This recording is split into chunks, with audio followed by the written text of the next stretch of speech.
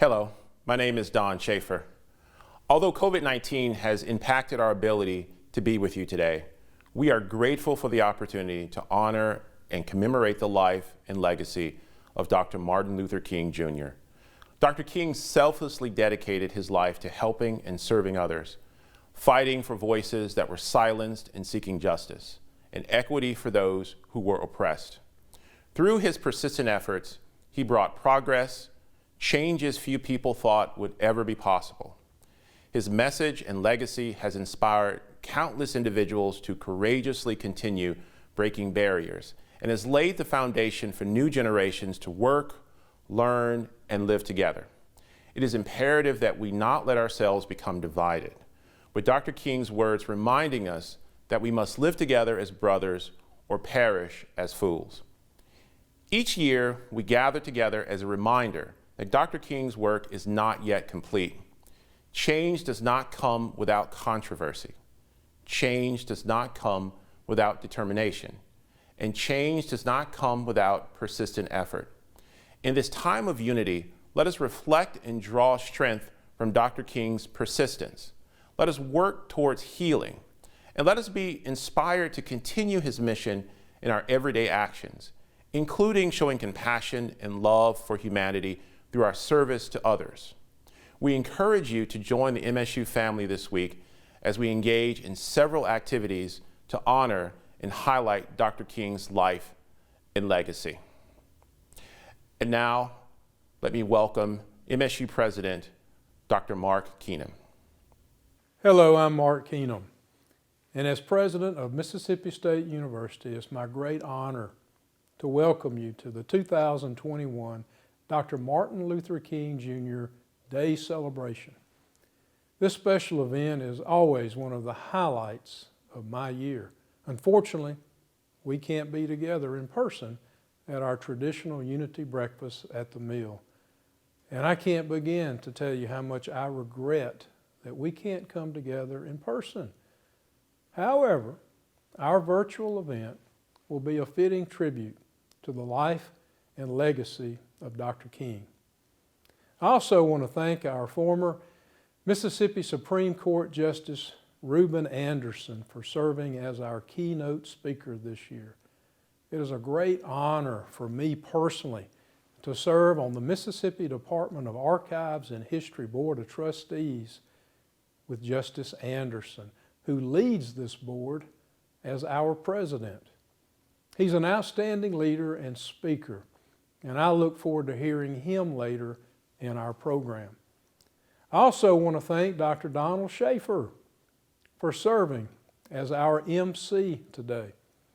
And I especially want to thank the Black Voices Gospel Choir for their inspirational performance, which you will hear in just a few minutes.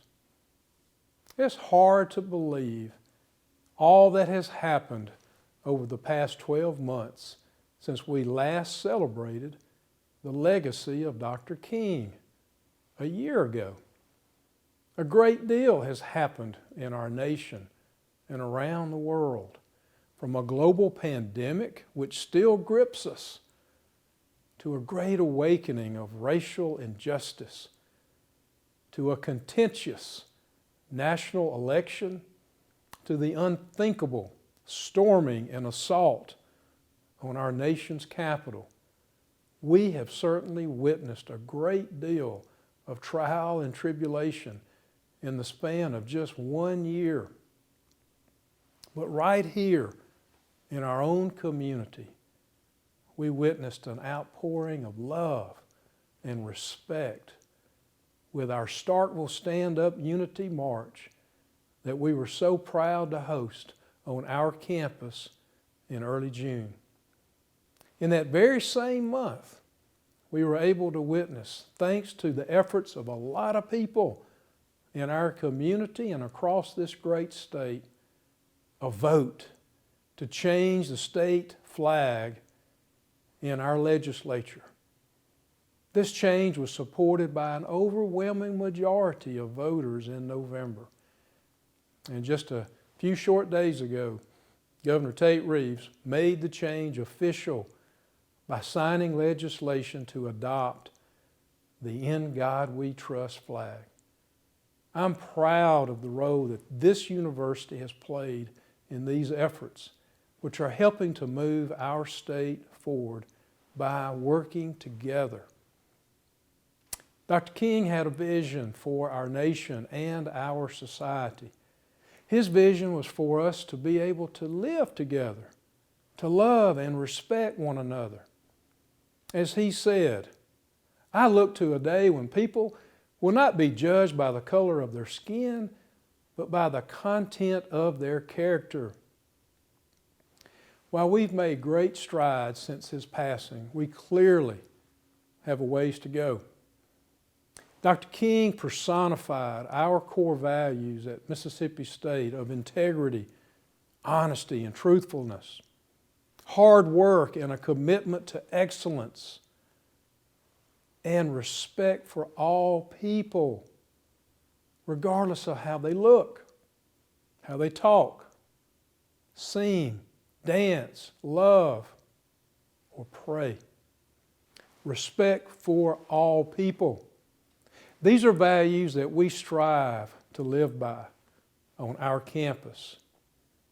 Values which are the content of our character, along with education, create a powerful force that can change people, communities, and society. Dr. King was a passionate proponent for education, and he had a deep appreciation for education's a central role in our society. In fact, Dr. King once said, the function of education is to teach one to think intensively and to think critically. Intelligence plus character, that is the goal of true education. I believe it is most fitting for an institution of higher learning like Mississippi State to take the lead in hosting this annual celebration of Dr. King. We continue to have so much to learn from this great leader. So thank you for watching this special celebration of Dr. King's legacy, a legacy that continues to make a difference on our campus and in our community. I look forward to being together again in person with all of you at next year's celebration of Dr. King. But until then, please stay safe, stay healthy, and may God bless you all.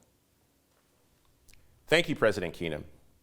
Founded on the campus of Mississippi State University in 1972, the Black Voices Gospel Choir of Mississippi State University has always held true to its motto, to praise and not to perform, to exalt and not to entertain, for service and not for show. This is why we sing, to the glory of His name. I would like to welcome the Black Voices Gospel Choir Praise Team to sing.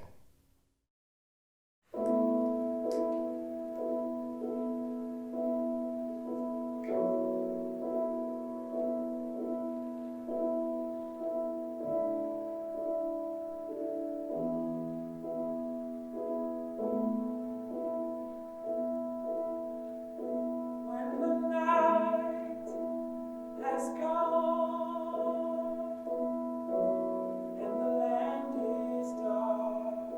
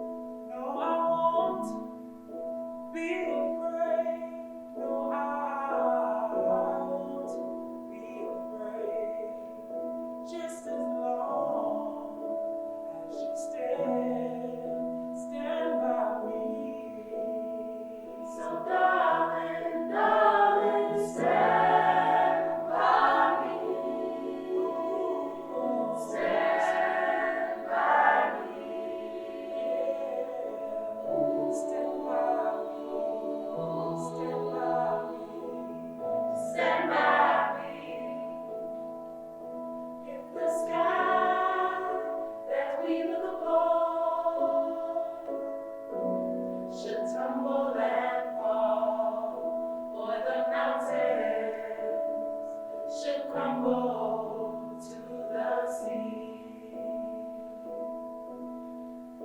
I won't cry, no, I won't shed a tear, just as long as you stand by me.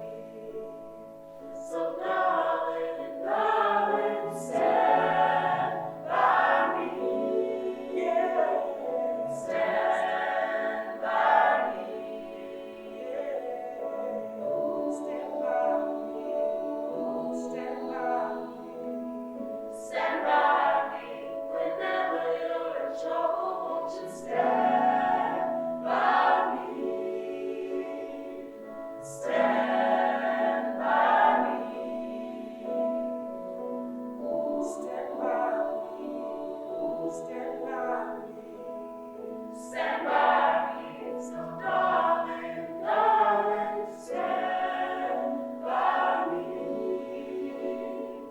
Stand by me, yeah. Stand by me, stand by me, stand by me. So darling, stand by me, stand by me.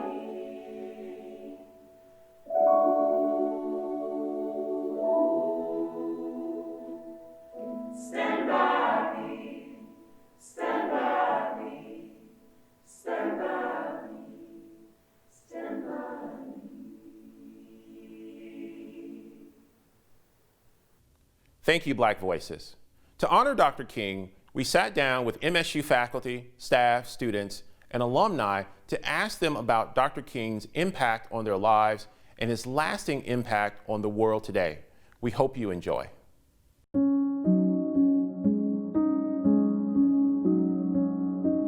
First of all, the year that I graduated from high school in 1968 was the year that Dr. King was assassinated.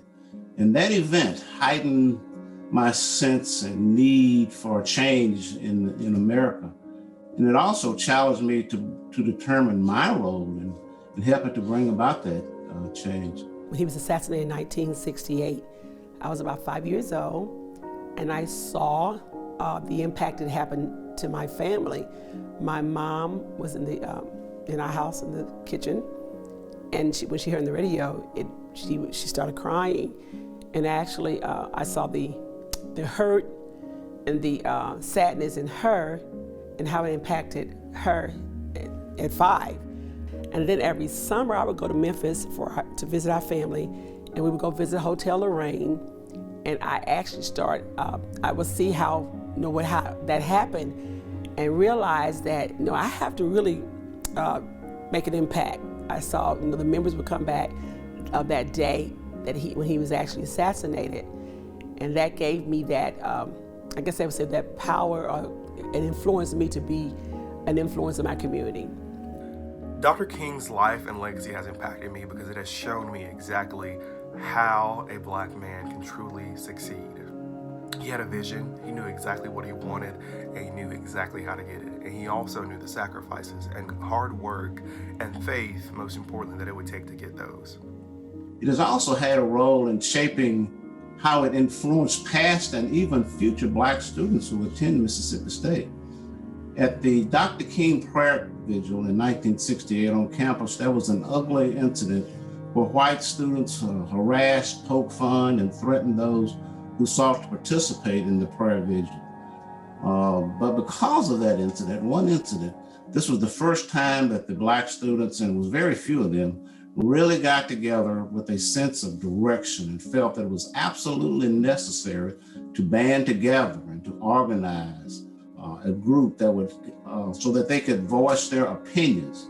The organization became the Afro-American Plus, which is the first organization of African-American students at Mississippi State.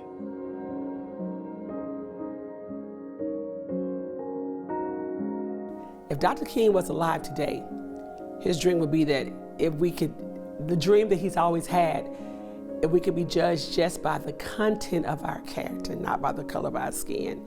And I know, as we see in the last year, all the tragedies that has happened in our country, that I know that it has, I'm not gonna say it had a negative effect, but sometimes tragedies can sometimes lead to something really good that happens. And I think it has opened our eyes up to see that his dream may become a reality. If he was alive, I feel like his dream would be for the division to be ceased. I feel like him and a lot of those incredible civil rights leaders of his time fought tooth and nail valiantly for the things that we as African Americans today can have. And I feel like today, if he were still alive, he would still be fighting for some of the same principles that he fought so bravely for back during the 60s. Marginally, things have changed, but fundamentally, his focus would still be the same. For example, there's a book that I read called What Would Martin Say? It's written by Clarence B. Jones, who was one of Dr. King's principal advisors.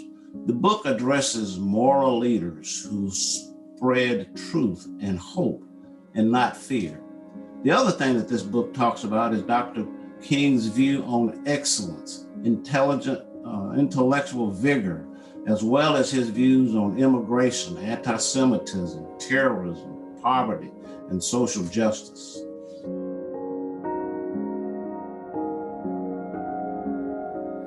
I have a dream personally that one day our world will most importantly see the truth. I believe that the truth is a symbol that people can live by and people can breathe by, because at the end of the day, what really matters is the truth. The truth feels differently when it's spoken, the truth feels differently when it's heard, and the truth is one of the only things that can really solve the world's problems. Our world will be humble, kind, truthful, willing to reconcile. Our world would be a place where it would value God's truth and humanity, a place where Black faces are welcome in all spaces, and where whites are not shocked and surprised. A world where whites see Black faces in what used to be considered white-only spaces. A world where we can learn to truly live out the creed that all men and women are created equal. Look at that word equal and make sure it is used to everyone. Or I would say that I can use the word fair, equal, and right. Those words could be used in our vocabulary and it'd apply to everyone.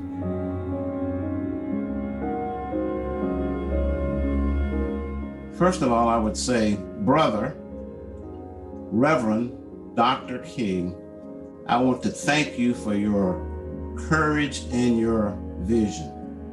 Dreams are truly real. All we have to do, if we do just believe in them, in 1963, he gave his speech, the Lincoln Memorial, and he talked about just eliminating racism. He wanted freedom. He wanted equal opportunity. All the things that we're still fighting for today. So I would tell him that, Dr. King, your dream is still, it can be a reality. After what we've went through this year, I know there's hope, there's possibilities. And so I think 2021 is gonna be a better year. And I know for sure things are going to change. It is now my honor to introduce our keynote speaker, Justice Reuben V. Anderson. Justice Reuben V. Anderson is a distinguished Mississippi lawyer and judge that has been practicing in his home state for over 50 years. Justice Anderson is a 1964 graduate of Tougaloo College, where he earned a bachelor's degree in history. In 1967, he became the first African American to graduate from the University of Mississippi School of Law.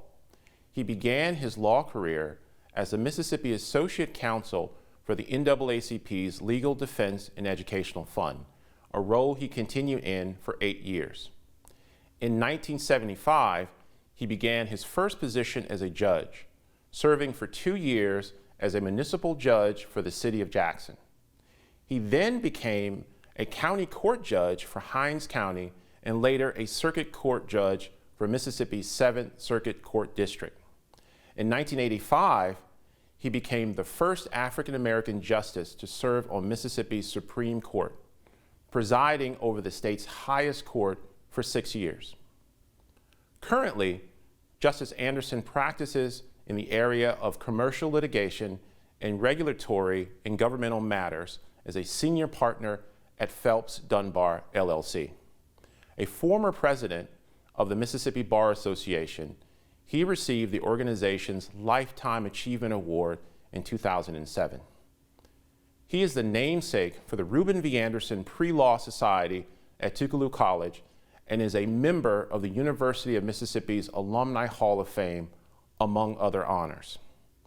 Justice Anderson's record of public service also includes his current role as president and longtime member of the Mississippi Department of Archives and History Board of Trustees.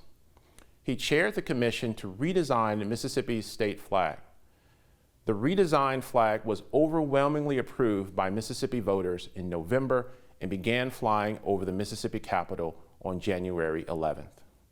Well known throughout Mississippi for his distinguished career, Justice Anderson was recognized by the Mississippi Legislature last year with a concurrent resolution commending his pioneering accomplishments and acknowledging his contributions to the state of Mississippi. Happy New Year's, everybody. I know that we're thrilled to have 2020 behind us. Hopefully 2021 will be a kinder year to all of us.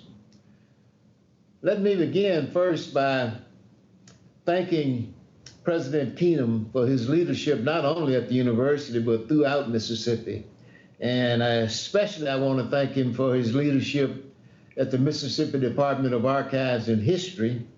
That state institution, which has been around for over 100 years, is entrusted with keeping Mississippi's history. And under our auspices there, where I served, we're responsible for the Mississippi History Museum and the Civil Rights Museum, which is the only state-owned civil rights museum in America.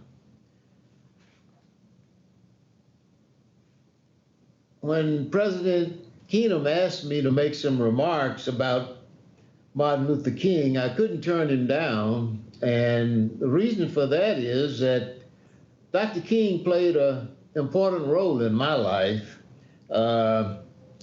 I first heard him speak when I was a student at Tougaloo College in 1962. And I knew at that time that I wanted to be a part of the civil rights movement. And in fact, I did become a part of the civil rights movement. I spent the first 5 years of my legal career as a lawyer for the NAACP Legal Defense Fund in Jackson. The great thing about Dr. King was not only was he a leader of the civil rights movement for a long time, receiving the Nobel Peace Prize, but Dr. King was the premier civil rights leader for a couple of generations. And when he was assassinated in 1968, April of 1968, we closed our offices in Jackson and went to his funeral. And that was indeed a sad occasion for all of us, not only in Mississippi, but throughout America. Dr. King was a unique individual in so many respects, not only receiving the highest award that can be given in the Nobel Peace Prize, but he was not only a leader, but he led in a unique way. And that was, he was the drum major for nonviolence. Dr. King was successful because all of his career, he espoused nonviolence. And he did something in 1967, which was a challenge for him. and that is he came out opposed to the war in Vietnam, and that was extremely difficult for him to do. Dr. King made many speeches and wrote many books, but I'm always reminded of one quote that he did, and he said that injustice anywhere is a threat to justice everywhere. And I think that that is an appropriate statement for us to reflect on today. I know that 2020 was a difficult and challenging year for all of us. We've lost over 5,000 people in Mississippi to the COVID, and we're wearing masks, and it'll probably get more difficult. But something happened in 2020 that was enormous, that will impact all of our lives, and especially young people.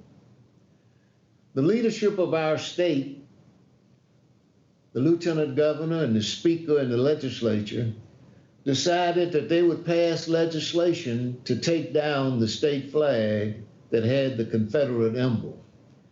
I chaired that commission, and we presented a new flag to the voters of Mississippi in November, and 73% of Mississippians accepted that flag, and it is now hoisted as our state flag. I can assure you that this action will have a huge impact on your life. It won't impact my life, but in your lifetime, that flag will change Mississippi and its directions. I grew up in Mississippi in the 40s and 50s. And throughout my whole lifetime, Mississippi has been on the bottom, whether or not in income, education, healthcare. We've always been on the bottom. And that happens in spite of the fact that we have the greatest people, the most talented people, the greatest poets and authors. We're the birthplace of America's music. We have a great climate. We have the most fertile land. We have the Mississippi River. We have 90 miles of beaches, but we have always lingered on the bottom. But that will change. When that flag is hoisted, people around America will know that we are an inclusive state, that we are a state that is welcoming to all industry. So you will see Mississippi will ascend from the bottom, and it'll happen not in my lifetime, but in your lifetime. Before I close, I want to make a plea to each of you out there, especially to the students.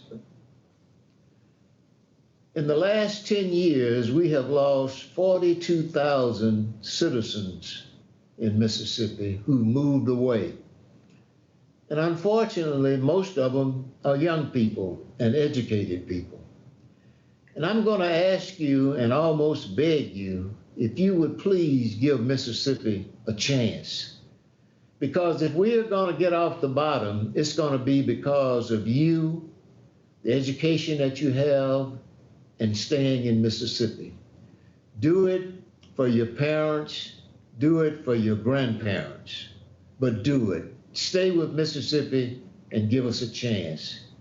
Thank you so much for giving me an opportunity on this day to make some remarks to you. Thank you.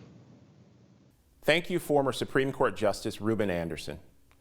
Mississippi State University would like to personally thank you for your lifetime commitment to civil rights and liberties. As we transition to our closing, Alexis Wallace would like to share a few updates surrounding the MSU Day of Service. Dr. King challenged us to address the fierce urgency of now.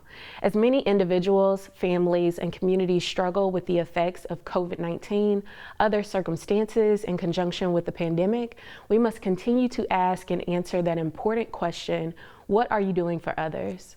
The MLK Day of Service is a way to honor MLK's legacy and teachings by engaging in community activities that continually address social problems. Service and community engagement breaks down barriers by mobilizing people from different experiences and brings us together. Volunteering can instill unity and solidarity while building stronger communities. It is important to remember the purpose of the day is more than a one-time opportunity to serve.